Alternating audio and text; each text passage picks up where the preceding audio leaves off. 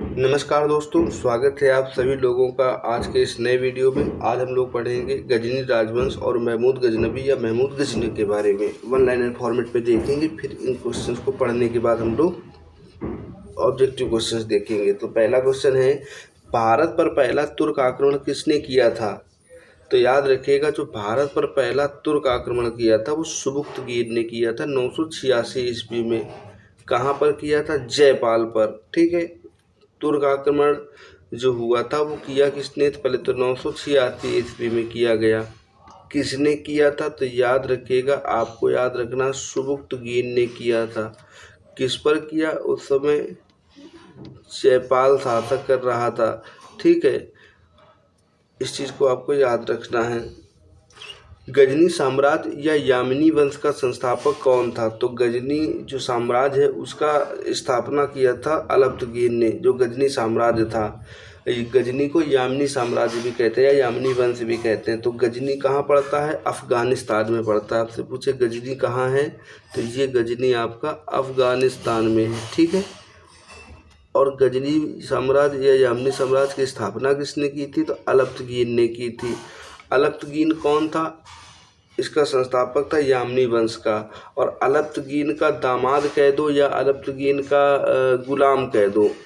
ठीक है, गुलाम या दामाद कौन था? तो याद रखिएगा, ये सुबुक्तगीन था।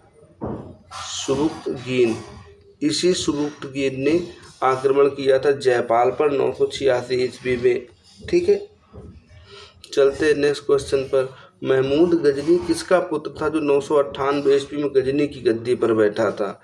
तो देखो याद रखना, यहाँ पर 986 ईस्वी में इसने स्थापना की और ये 998 ईस्वी में क्या हुआ? गद्दी पर महमूद गजनी बैठा। ये किसका पुत्र था? सुबुक्तगीन का पुत्र था। सुबुक्तगीन के ससुर कह दो या उसका मालिक कह दो कौन था? तो अलब्तगीन था। महमूद गजनी ने भारत पर कितने बार आक्रमण किया? तो याद रखिएगा, ये आक्रमण 17 बार किया। 1000 से 1027 ईस्वी के बीच में टोटल 17 बार। मतलब साल तो 27 होते हैं, लेकिन इसने 17 बार आक्रमण किया था धन संपदा को लूटने के लिए और एशिया में, जो मध्य एशिया है, वहाँ पर साम्राज्य विस्तार करने के लिए। गजनी के आक्रमण का मुख्य उद्देश्य क्या था? तो आपको पता है, गजनी जो था उसके आक्रमण के दो, एक तो आर्थिक उद्देश्य में धन संपदा लूटना और मध्य एशिया में साम्राज्य विस्तार करना, ये गजनी का मुख्य उद्देश्य था। महमूद गजनी को उसकी मूर्तिभंजक नीतियों के कारण क्या कहा जाता है? तो देखो, सबसे ज़्यादा याद रखना है कि ये बुत शिकन कहा जाता है। बुत शिकन का अर्थ क्या होता है? मूर्तियों को तोड़ने वाला। बुत शिकन कहते किसको है? तो गजनवी को। गजनवी, कभी कभी गजनी भी लिखे रहेगा, तो आपको ध्यान रखना, महमूद गजनवी को मूर्ति शिकन या बुत शिकन कहा जाता है। बगदाद के खलीफा से महमूद गजनी कौन सी उपाधियां दी थी? तो याद रखिएगा, जो बगदाद का खलीफा था उसने इसको 2 उपाधियां दी थी। तो यामीन उद्दौला एक दिया था और दूसरा दिया था यामीन उद मिल्लाह है। तो यामीन उद्दौला का मतलब क्या होता है? दाहिना हाथ, साम्राज्य का दाहिना हाथ यामीन उद्दौला। ठीक है, इस चीज़ को याद रखना है। और यामीन उद मिल्लाह भी नाम दिया था। किसको दिया था? महमूद गजनवी को। किसने दिया था? तो याद रखिए, बगदाद के खलीफा ने। चलते हैं नेक्स्ट क्वेश्चन की तरफ। महमूद गजनवी का जो पहला आक्रमण था किस हिंदू शाही शासन के खिलाफ था?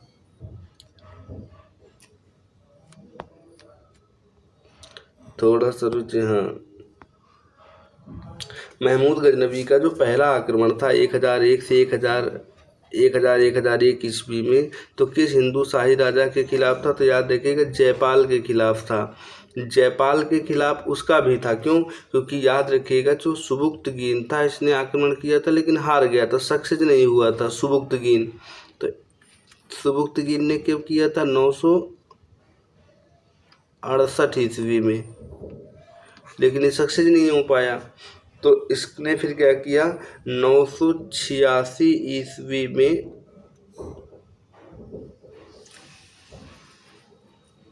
गद्दी पर बैठा और अपने बेटे को भेजा, तो ये जयपाल के ऊपर आक्रमण करने आया था।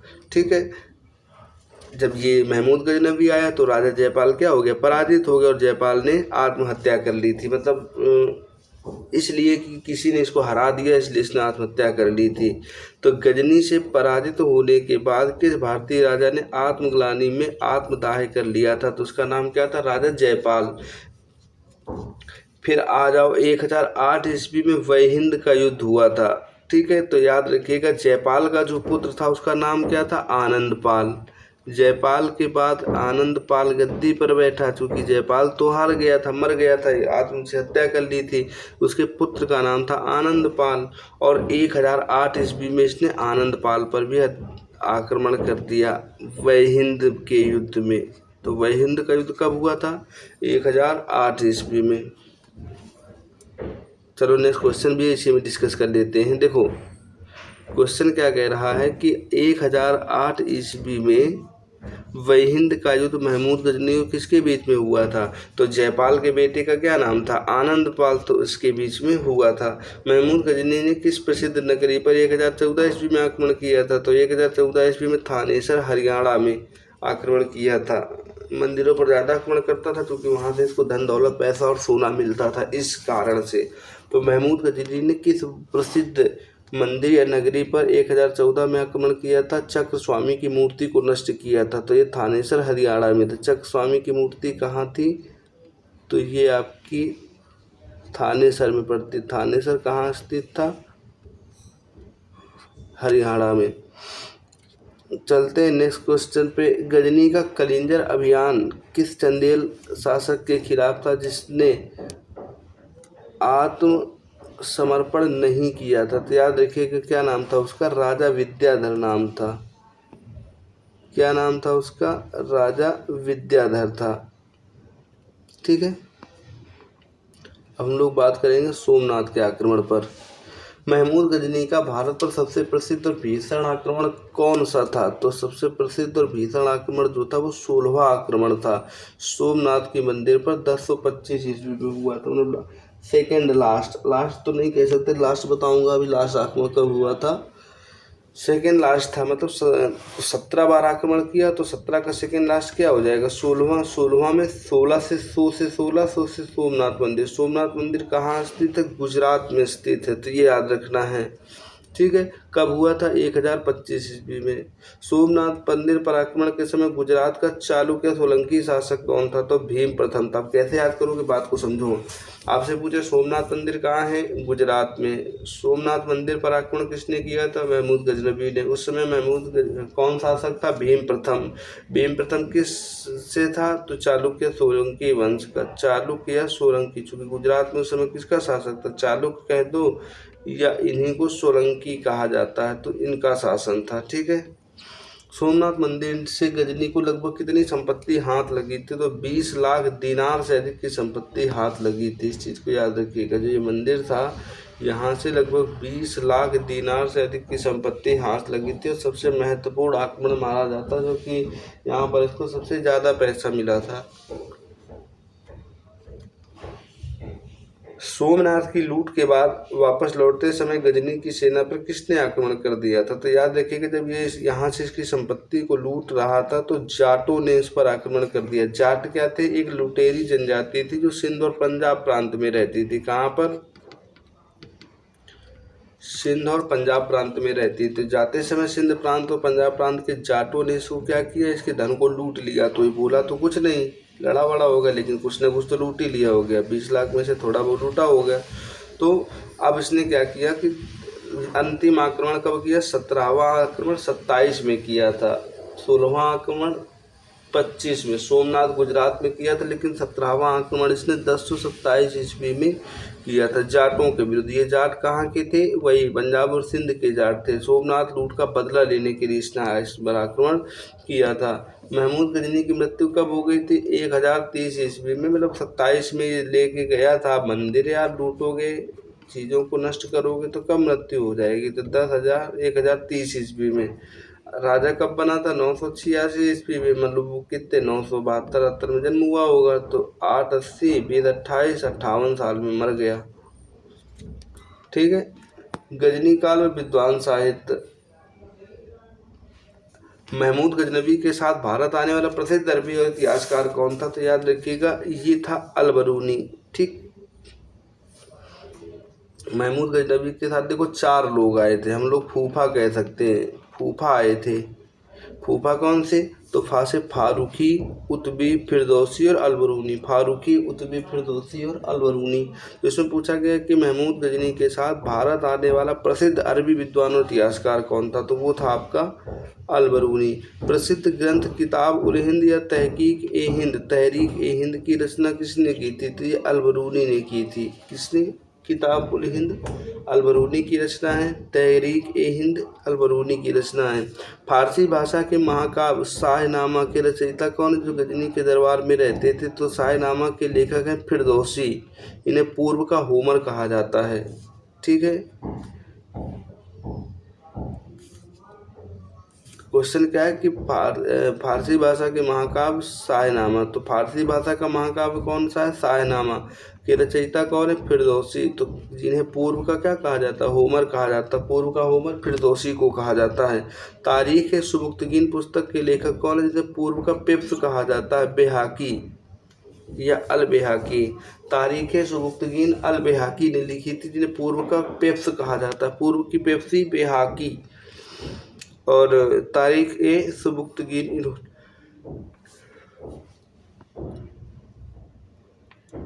महमूद गजनी का दरबारी इतिहासकार कौन था? इस किताब उल यामिनी लिखा था। तो महमूद गजनवी का दरबारी विद्वान कह दोगे तो उतबी था। शाहनामा फिरदौसी ने लिखी।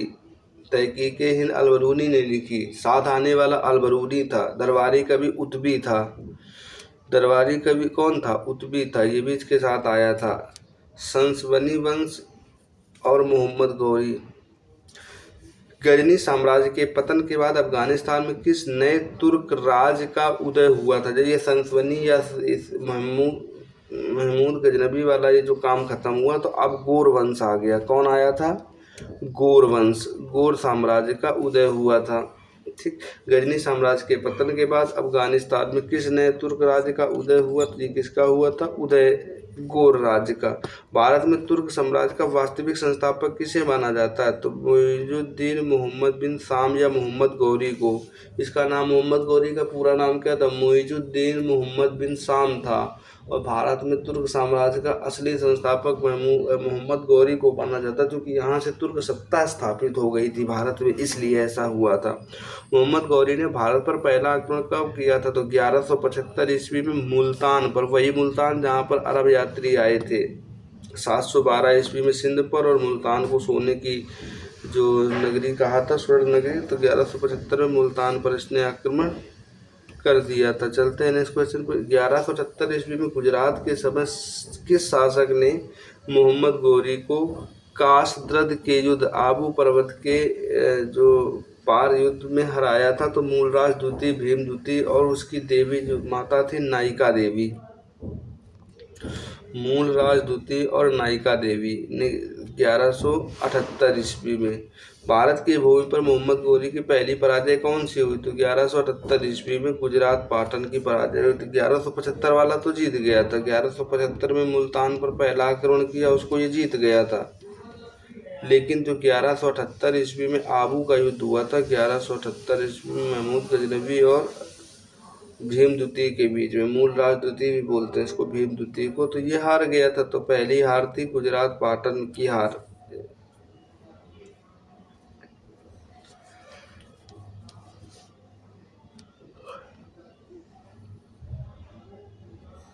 मूलराज द्वितीय, भीम द्वितीय ने।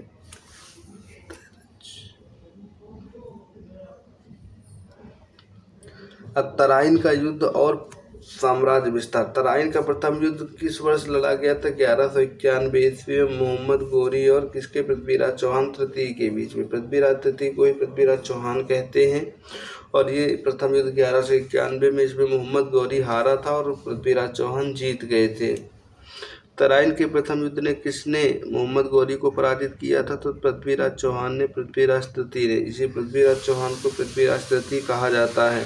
तराइन का द्वितीय युद्ध कब लड़ा गया था जिसने भारत में मुस्लिम शासन के द्वार खोल दिए थे? तो 1192 ईस्वी में मोहम्मद गौरी और पृथ्वीराज चौहान तृतीय के बीच में हुआ था। तो तराइन के द्वितीय युद्ध में मोहम्मद गौरी ने किसे पराजित किया और बंदी बना लिया था? तो पृथ्वीराज चौहान को बंदी बना लिया था। 1194 ईस्वी में चंदावर। अच्छा देखो, जयचंद ने दूसरे जो 1192 का दूसरा युद्ध हुआ था तराइन का, उसमें जयचंद ने क्या दिया था, इसका साथ दिया था। लेकिन 1194 ईस्वी में चंदावर का युद्ध हो गया गौरी और कन्नौज के राजा जयचंद के बीच में। तो जयचंद जो था वो गढ़वाल वंश का राजा था। जयचंद गढ़वाल 1194 में कन्नौज का राजा था और मोहम्मद गौरी से इसका आमना सामना हुआ था और जयचंद को उसने मार दिया था। चंदावर के युद्ध का क्या परिणाम रहा, तो मोहम्मद गौरी ने जयचंद को हराकर क्या कर दिया था, मार डाला था। जयचंद को हराकर मार डाला। मोहम्मद गौरी ने किस सिक्के पर एक तरफ देवी लक्ष्मी क्या कर दूसरी तरफ कलमा खुदवाया था, देहलीवाल के सिक्के थे। मोहम्मद गौरी ने किस सिक्के पर एक तरफ देवी लक्ष्मी की आकृति और दूसरी तरफ कलमा खुदवाया था, तो देहलीवाल के सिक्के थे, देहलीवाल के सिक्के। गौरी के सेनापति और उनका अंत। मोहम्मद गौरी का वह कौन सा सेनापति था जिसने बिहार और बंगाल को जीता था, नालंदा विश्वविद्यालय को नष्ट कर दिया था। तो मोहम्मद गौरी का सेनापति था बख्तियार खिलजी, इख्तियारुद्दीन मोहम्मद बिन बख्तियार खिलजी था। मोहम्मद गौरी का क्या था, सेनापति था ये। तो इख्तियारुद्दीन मोहम्मद बिन बख्तियार खिलजी था। बख्तियार खिलजी ने बंगाल के किस राजा को पराजित किया था जो बिना लड़े ही महल से भाग गए थे, तो लक्ष्मण सेन को। सेन वंश के राजा थे, लक्ष्मण सेन को पराजित किया था, बिना लड़े ही भाग गए थे। मोहम्मद गौरी ने भारत के विजित क्षेत्रों का नियंत्रण अपने किस विश्वसनीय दास से गुलाम को सौंपा था, तो कुतुबुद्दीन ऐबक को सौंप गया था। 1206 ईस्वी में झेलम नदी के पास दम्यक नामक स्थान पर शाम की नमाज पढ़ते समय मोहम्मद गौरी की हत्या किसने की थी, खोखर जातियों के लोगों ने या गुप्त हमलावरों ने कर दी थी। जिसने मरवाया हो पता नहीं, लेकिन 1206 ईस्वी में नमाज पढ़ते समय मोहम्मद गौरी की हत्या खोखर जाति के लोगों ने कर दी थी, ये गुप्त हमलावर थे। मोहम्मद गौरी की मृत्यु के बाद दिल्ली सल्तनत और गुलाम वंश की स्थापना किसने की थी, तो कुतुबुद्दीन ऐबक ने 1206 ईस्वी में। कुतुबुद्दीन ऐबक ने 1206 ईस्वी में इसकी स्थापना की थी। तुर्कों की सफलता का भारत पर क्या प्रभाव पड़ा था, तो तुर्कों की सफलता का भारत पर राजनीतिक प्रभाव ज़्यादा पड़ा था। भारत में सदियों पुरानी परंपरावादी व्यवस्था कमज़ोर हुई और केंद्रीय शासन की शुरुआत हुई। तो केंद्रीय शासन की शुरुआत 1206 ईस्वी में कुतुबुद्दीन ऐबक के शासनकाल से शुरू हुई थी। राजपूतों के खिलाफ तुर्क सेना की सफलता का मुख्य सैन्य कारण क्या था, तो तुर्कों के पास उत्कृष्ट घुड़सवार सेना और लोहे के रकाब का प्रयोग होता था। वास्तुकला के क्षेत्र में तुर्कों से आने वाले भारत में किस नई शैली की शुरुआत की थी, तो मेहराब और गुंबद निर्माण शैली की शुरुआत हुई थी भारत में। तुर्कों के आक्रमण से प्रशासनिक और साहित्यिक कार्यों के लिए भारत में किस नई भाषा का प्रचलन हुआ था, तो फारसी भाषा का। दिल्ली सल्तनत की भाषा कौन सी थी, तो फारसी भाषा थी।